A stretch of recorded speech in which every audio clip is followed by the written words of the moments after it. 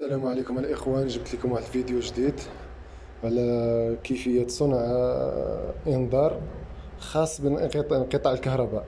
بزاف الناس اللي عندهم محلات تجارية ولا المهم كيحتاج ضروري أن الكهرباء تكون موجودة في ذاك المحل، يعني على مدار ساعة. ممكن تكون عنده ثلاجة فيها سلعة خافها تضيع، شي حاجة بحال هكا. المهم اللي مهتم أن بالكهرباء ما تقطعش، هذا هو الإنذار المفيد. هاد الانذار مجرد ما غادي تنقطع الكهرباء غادي يفعل هذا الانذار واحد المكالمه من هذا الهاتف للهاتف الثاني اللي شفتوه في الفيديو الاول. وكنستعملوا في هذا الانذار على هذا الكونتاكتور خاصه بالكهرباء، تقوم بقطع الكهرباء وفصله عاود ارجاعه، كيعرفوها اصحاب الاختصاص.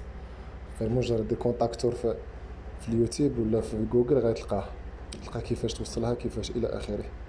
المهم انا الفكره جاتني حيت الخدمه ديالي كتعتمد على جوج الحوايج: ان الكهرباء تكون دائما موجوده، وهذا الباب يكون ما يتحلش بلا بيا. داكشي علاش درت لكم الانذار الاول ديال نتاع في حاله تفتح الباب يجيك مكالمه، والانذار الثاني هذا هو نتاع فصل الكهرباء.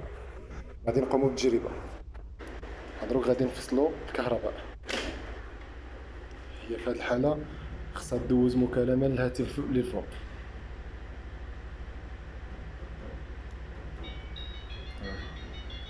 نفس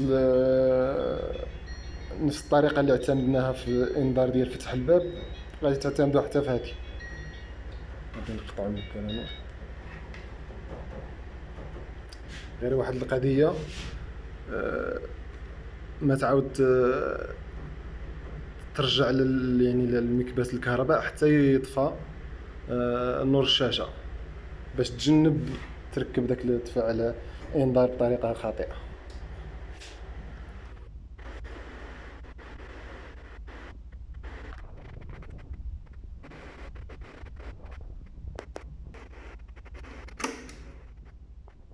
نقوموا عاوتاني بالتجربه.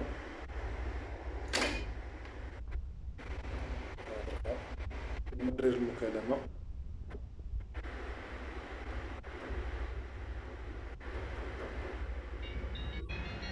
دروك دازت المكالمه الثانيه. المهم الطريقه كيفاش نرجعوا هذا باش تسهل علينا الخدمه.